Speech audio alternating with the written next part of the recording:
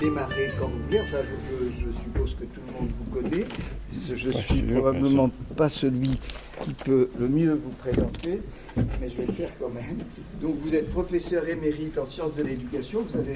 Vous faites partie de ces gens qui sont connus, y compris dans notre discipline, non seulement à cause de travaux que vous avez faits avec certains de nos collègues, mais aussi parce que vous avez été perçu comme très influent dans différents domaines relatifs à la pédagogie et à la relation pédagogique dans ce qu'elle nous concerne, à nous directement, soit avec les enfants qui ont du mal à lire, soit, Elisabeth le sait, les adolescents difficiles pour lesquels on vous a fait beaucoup, ou très régulièrement, je pense encore, intervenir.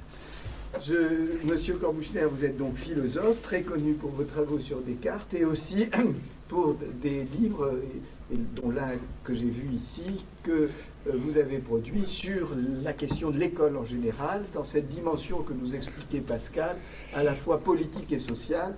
Et même si vous dites que ce n'est pas du tout votre objet, la question qui résulte de cet intérêt social et politique, celui des troubles de l'apprentissage, celui d'une scolarité qui rate, malgré tout ce qui est fait pour qu'elle réussisse.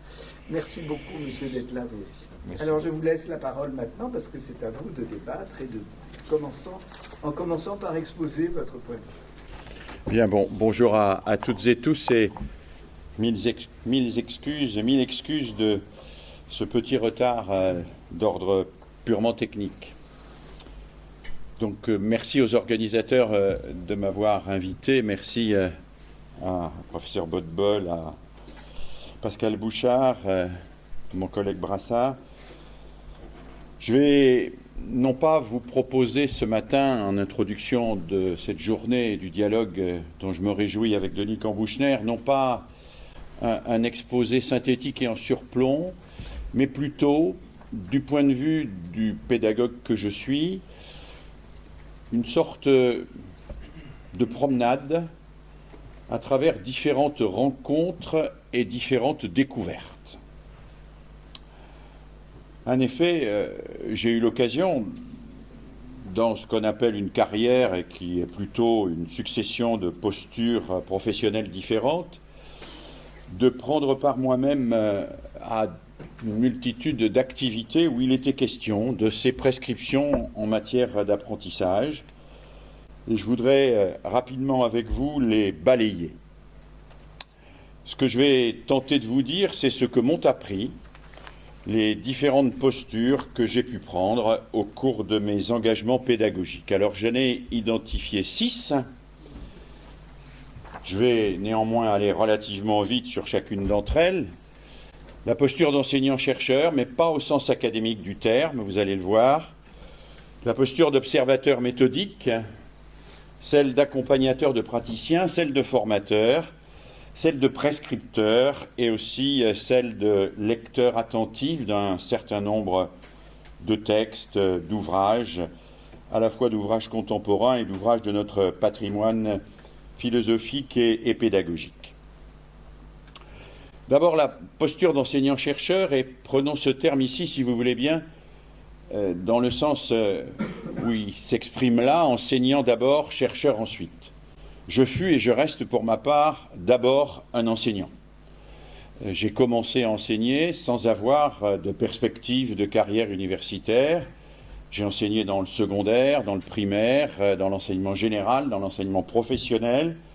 Et je me suis retrouvé à cette occasion face à un certain nombre d'élèves en difficulté, d'autres en échec. Un de mes premiers travaux, d'ailleurs, a été d'essayer de distinguer ces deux registres, ce que pouvait être la difficulté, ce que pouvait être l'échec. D'identifier que la difficulté relevait plutôt d'un registre quantitatif et que l'échec relevait plutôt d'un registre qualitatif qui allait requérir un changement radical d'itinéraire par rapport à l'enfant ou à l'adolescent. Mais dans les deux cas, ce qui m'a frappé, c'est que je me trouvais affronté à ce que j'ai pu appeler plus tard la résistance d'un sujet, d'un être qui est assigné à être là, en temps et heure, à désirer apprendre ce que l'institution a décidé qu'on devait lui enseigner, a décidé qu'il devait désirer. Et je me suis trouvé face donc à un certain nombre d'enfants et d'adolescents qui, par rapport à ma posture d'enseignant, exprimaient un rejet, parfois assez radical. Face à cela, le praticien néophyte que j'étais, j'ai commencé à enseigner avant même la fin de mes études universitaires, eh bien, a fait comme la plupart des praticiens néophytes qui ne se contentent pas de reproduire ce qu'ils ont vécu en tant qu'élèves. Il a cherché les éclairages disponibles et les perspectives accessibles. Parmi les éclairages disponibles, il a trouvé assez vite, parce que c'était dans le courant idéologique dominant, la pédagogie freinée, mais aussi la pédagogie institutionnelle, et puis ses rapports avec la psychothérapie institutionnelle. C'est le moment où j'ai rencontré Fernand et Jean Houry, j'ai fréquenté un tout petit peu la clinique de la Borde, et j'ai puisé dans ces rencontres toute une série de perspectives et d'outils. Les outils de la psychothérapie et de la pédagogie institutionnelle, avec lesquels, je dois dire, j'ai bricolé sans avoir la compétence du clinicien, ni la compétence d'un pédagogue institutionnaliste réellement formé.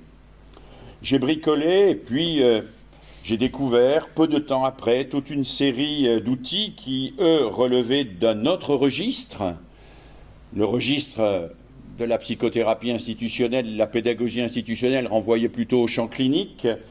J'ai découvert les outils d'éducabilité cognitive qui ont eu leur heure de gloire dans les années 1980-2000 et qui m'ont permis aussi d'apporter une réponse partielle à ces difficultés et ces échecs que rencontraient mes élèves. Dès lors, j'ai été pris entre deux feux qui étaient d'un côté une attention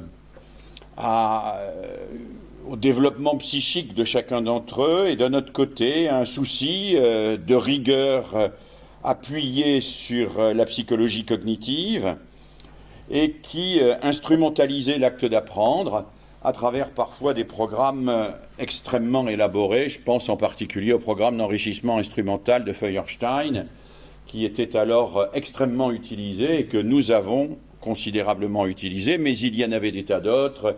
Tout ce qui se passait dans les lycées professionnels autour du groupe Gérex, par exemple. Il y avait aussi tout ce qui se passait autour du PADECA de Jean Berbom. Il y en avait énormément. Les ARL, les ateliers de raisonnement logique, qui avaient été construits par mon collègue Higelet à partir des travaux de Piaget.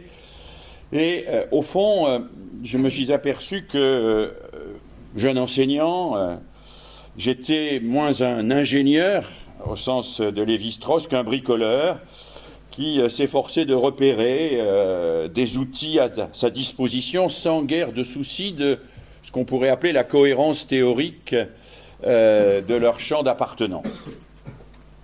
Alors, ce que j'ai fait à l'époque ressemble assez fortement à ce que les sciences de l'éducation ont appelé plus tard la multiréférentialité, c'est-à-dire l'effort pour se nourrir à une multitude de références théoriques. Mais c'est une multiréférentialité qui, pour le praticien que j'étais, était essentiellement pragmatique. Elle ne renvoyait pas à une théorie de la multiréférentialité, elle renvoyait à une quête, finalement, une quête plutôt éthique qu'épistémologique. L'éthique l'emportait de très loin sur l'épistémologie, et c'est à partir d'une posture éthique que je recherchais dans tout ce qui m'entourait à l'époque et tout ce que j'avais la chance de pouvoir découvrir, des outils susceptibles de me permettre de travailler sur ces questions de la difficulté et de l'échec scolaire. Ça m'a amené à une première découverte que j'ai essayé de formuler à l'époque dans quelques articles, disant qu'à l'origine de toute quête, et ma quête d'enseignant praticien était une quête, eh bien, il n'y avait pas de choix purement rationnel, mais au fond, un choix que je vais appeler ici éthique, le choix de ce qui me faisait courir à l'époque, c'est-à-dire au fond un militant pédagogique qui cherchait à faire reculer la difficulté et l'échec scolaire au nom d'une axiologie d'une axiologie à partir de laquelle j'allais chercher dans les différentes théories de référence qui étaient à ma disposition les outils dont je pouvais me saisir. Je dois dire que c'est en tant qu'enseignant que je suis devenu chercheur, et c'est parce que j'ai d'abord été enseignant que je suis devenu chercheur sur les questions des apprentissages. Et je suis resté, et je le revendique, un enseignant d'abord, quelqu'un qui prend plaisir à transmettre et qui observe le plus minutieusement possible les résistances à cette transmission pour se mettre en quête des outils qui la facilitent. J'ai été ensuite amené à engager des travaux universitaires et j'ai changé de posture, de la posture du praticien chercheur qui, en quelque sorte, allait pêcher ici ou là des outils. Je suis passé à celle d'un observateur méthodique sur une question extrêmement intéressante pour moi à l'époque, qui était la question de la coopération entre élèves. Je me suis intéressé dans mes premiers travaux sur le problème des interactions entre pairs. Je m'appuyais sur les travaux de Piaget et des néo-piagétiens. Je ne connaissais pas encore, c'était dans les années 1975-80, donc il y a bien longtemps maintenant, je ne connaissais pas encore les travaux de Vygotsky, dont les premières traductions en français n'étaient pas encore parues et dont nous ne connaissions que quelques textes à travers ce qu'en avait fait connaître Jean-Paul Broncard. C'est que Piaget avait lui-même veillé avant sa mort à empêcher les traductions de Vygotsky en langue française et n'avait autorisé que les traductions de Vygotsky en langue anglaise, voulant garder une certaine forme d'hégémonie sur la psychologie cognitive francophone. Et donc, j'ai été à ce moment-là intéressé par les travaux de Piaget qui, dans l'encyclopédie française, dès les années 1935, prônait la coopération et disait que la coopération entre élèves était un outil pédagogique fantastique. Et j'ai confronté ces travaux de Piaget-là à ce qu'il développait en matière de psychologie cognitive dans les archives de psychologie génétique, c'est-à-dire dans les travaux fondamentaux.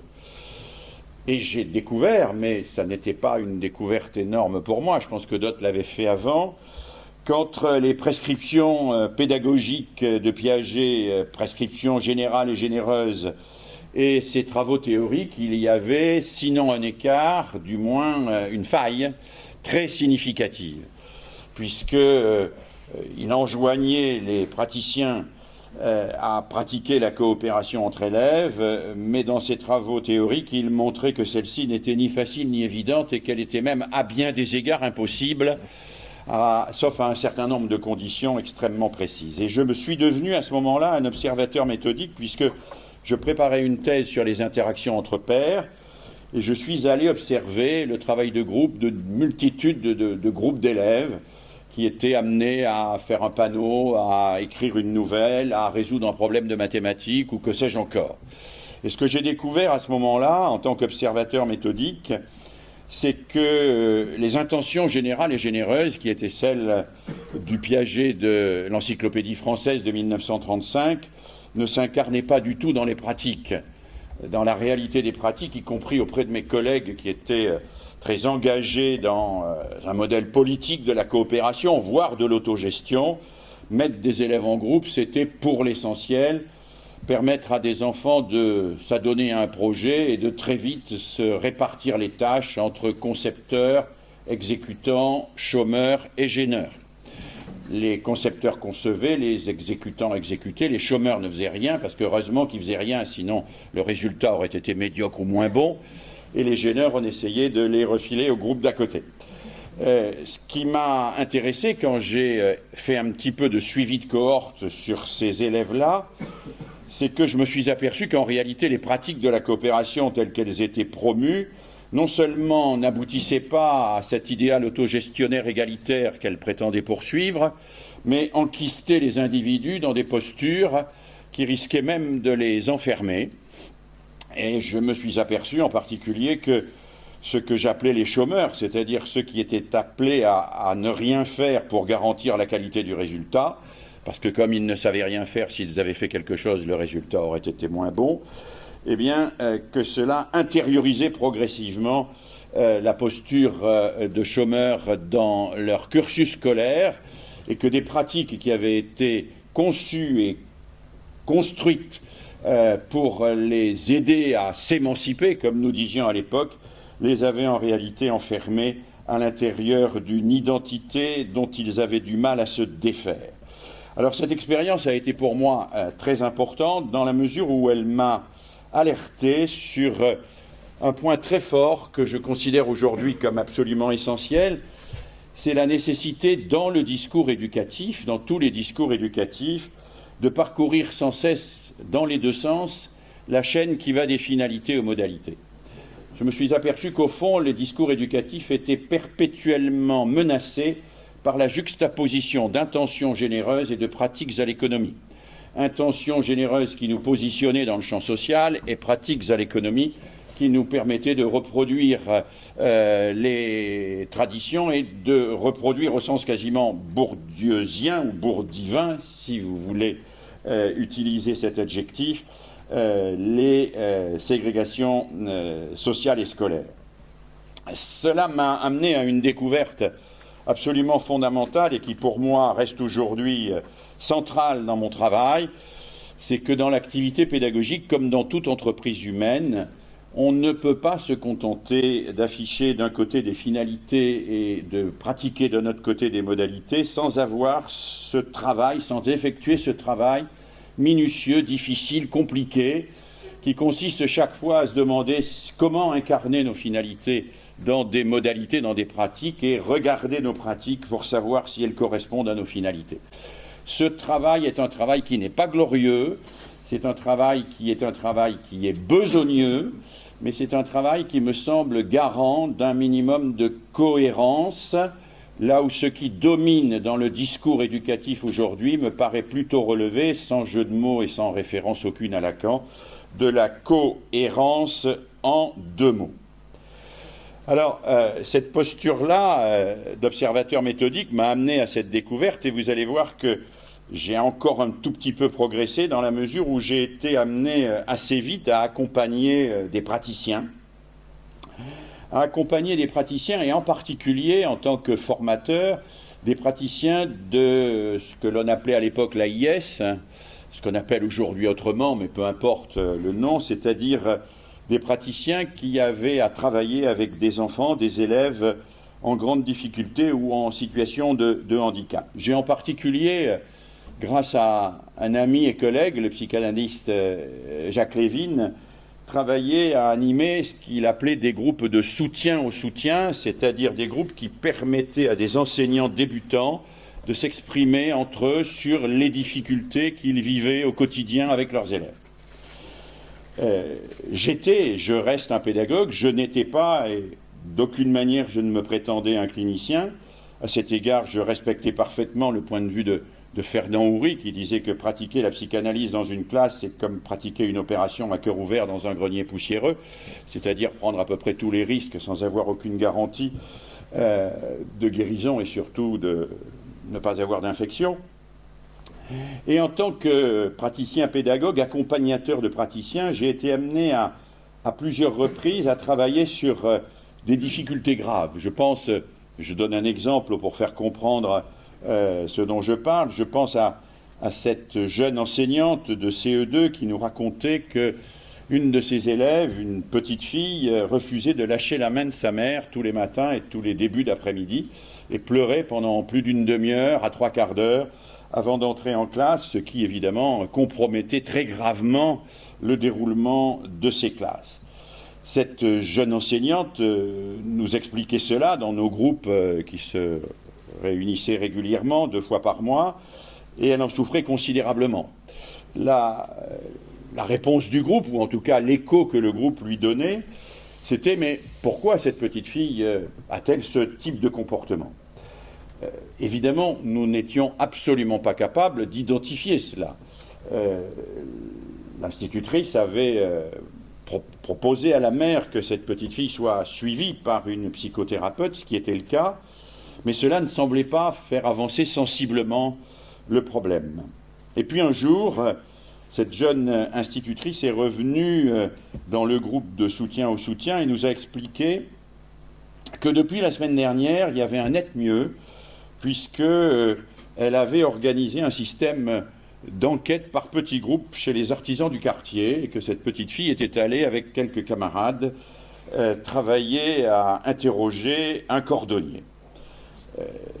Elle était revenue toute contente et avait demandé à la maîtresse si on pourrait continuer, si elle pourrait aller voir d'autres artisans du quartier, ce qui avait considérablement amélioré évidemment son comportement scolaire.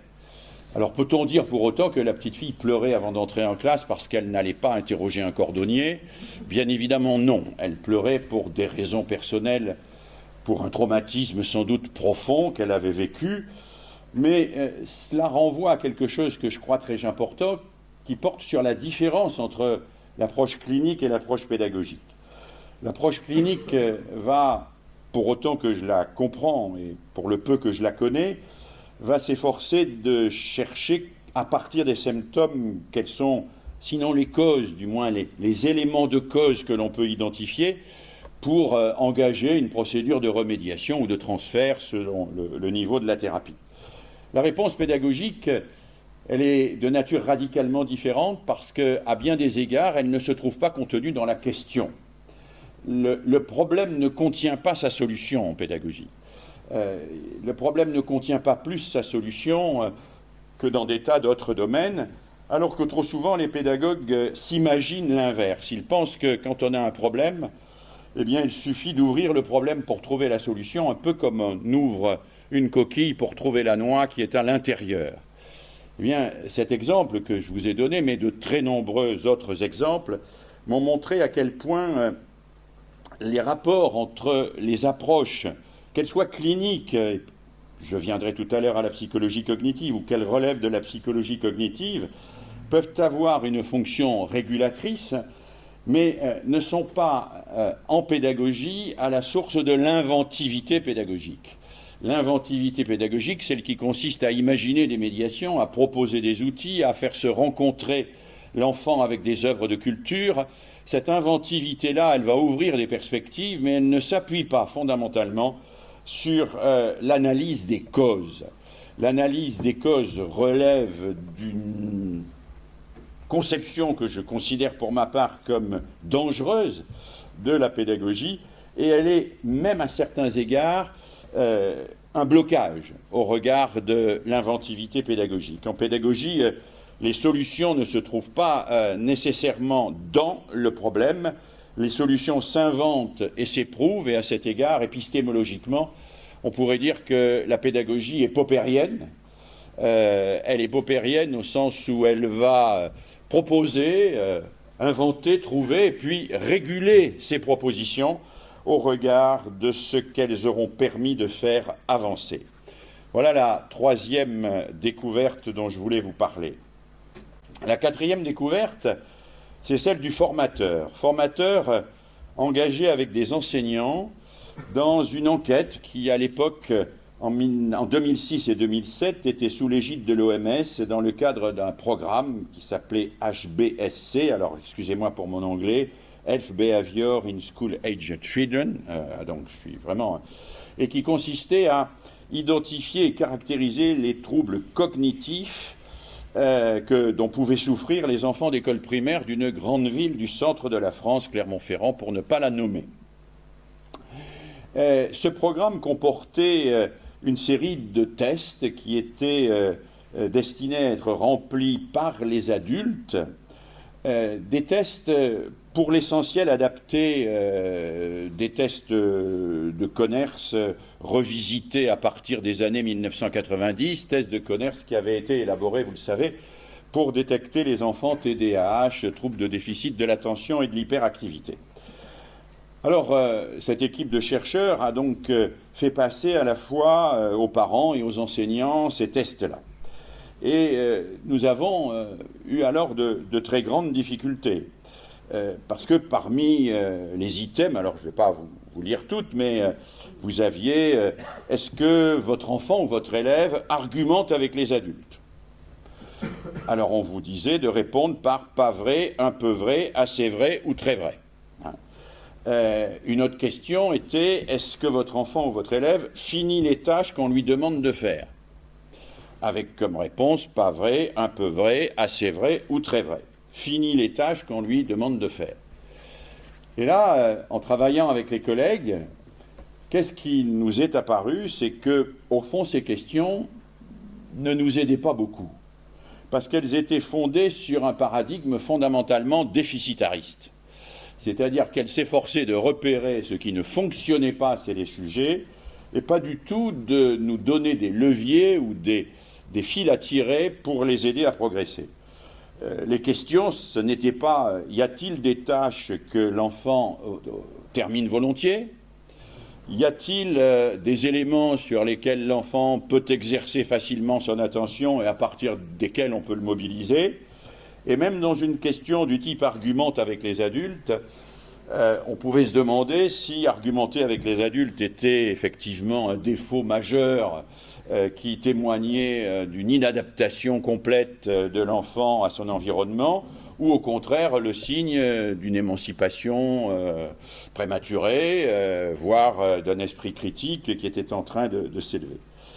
Et là, ce que nous avons appris ensemble, et que je résume très vite parce que je ne veux pas être trop long, c'est que dans l'activité pédagogique, les diagnostics fondés sur le paradigme déficitariste contribuent plus à essentialiser les sujets et à bloquer l'inventivité pédagogique qu'à faire progresser cette inventivité pédagogique.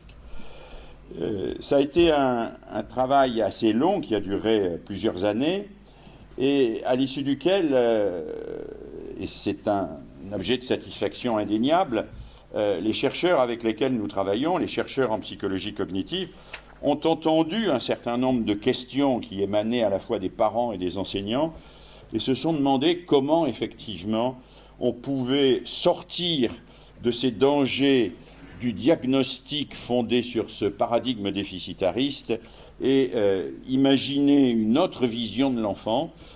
C'est vrai qu'il y a des enfants dyslexiques, mais c'est vrai qu'un enfant dyslexique, quand on sait qu'il s'intéresse aux dinosaures et qu'il est passionné de handball, on découvre qu'il n'est pas seulement dyslexique, et que c'est peut-être parce qu'il est passionné de dinosaures et qu'il s'intéresse beaucoup au handball ou vice-versa, qu'on pourra contribuer, nous, en pédagogie, à l'aider à surmonter aussi sa dyslexie.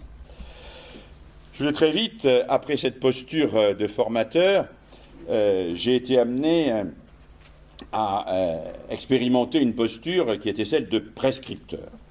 Dans les années 80 en particulier, avec mes collègues André de Peretti et Louis Legrand, nous avons développé beaucoup ce que nous avons appelé à l'époque la pédagogie de la maîtrise, puis la pédagogie différenciée. Nous avons développé cela d'une manière extrêmement solidaire, à partir d'une idée très simple. Le syntagme pédagogie différenciée avait été construit par Louis Legrand en 1971 sur l'expression psychologie différentielle. C'était les travaux de Witkin, par exemple, et de tas d'autres, sur la différenciation des profils cognitifs, etc. Et nous avons, au fond, milité pour la mise en place de ce que Claparède avait souhaité dès 1921, c'est-à-dire une école sur mesure. Cette époque des années 80-2000 autour de la pédagogie différenciée est très importante pour moi parce que, tout en étant complètement solidaire des travaux de mon collègue Louis Legrand en particulier, je me suis aperçu qu'on pouvait prescrire des outils sans être nécessairement au clair sur les paradigmes sous-jacents et les finalités qu'ils visaient. Peut-être certains d'entre vous ont-ils suivi les débats à l'époque. Peut-être n'ai-je pas été moi-même assez clair dans mes positions, mais très rapidement, cette idée de pédagogie différenciée a été vulgarisée sous un angle qui serait celui d'une sorte de diagnostic a priori, avec une visée d'individualisation totale, et avec, au fond, en arrière-plan, ce qui aujourd'hui s'exprime dans les théories du learning analytique, c'est-à-dire l'hypothèse qu'on pourrait comprendre exactement comment fonctionne le cerveau d'un enfant et à partir de là, en déduire exactement les programmes d'enseignement auxquels il pourrait être soumis. Alors, je le dis ici, nous ne sommes pas nombreux, et donc je peux me permettre cette confession. J'ai joué la solidarité complète avec Louis le Grand, qui était sur cette position et qui était très attaqué. Et je n'ai pas suffisamment dit à l'époque à quel point cette conception d'une pédagogie différenciée fondée sur un diagnostic a priori et sur une sorte de déductibilité de la pédagogie par rapport au diagnostic psychologique était particulièrement dangereuse.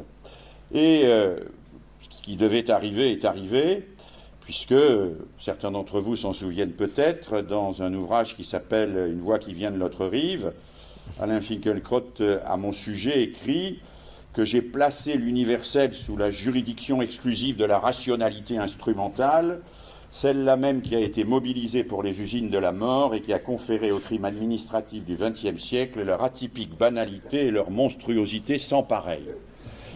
Alors, Alain Finkielkraut n'est pas un homme de nuance tout le temps, il l'est parfois, mais il n'a pas été le seul à dire ça.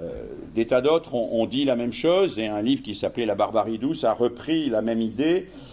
Et au fond, cela m'a amené à une leçon qui est une leçon que je crois très importante aujourd'hui.